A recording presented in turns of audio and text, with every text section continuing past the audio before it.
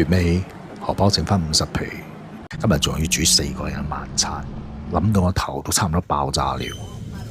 你諗下，又要快，又要食得飽，仲有營養，呢件事真係唔簡單。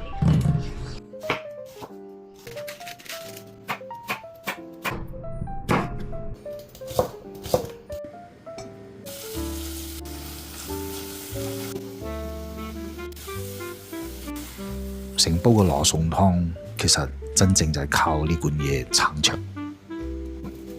雞精掉一嚿落去，唔好聞，響係我冇錢牛雞湯，淨係呢排五花肉都嘥咗我20幾扣。好彩仲響雪櫃角落頭嗰度揾到半年前嘅芝士豆腐同埋龍蝦丸。一家4口幾分鐘入邊就清空成鍋，一時普通嘅料，淨係需要轉下個頭腦，都可以煮出唔一樣嘅嘢。關注我男人廚房，月底都可以煮出溫暖味道。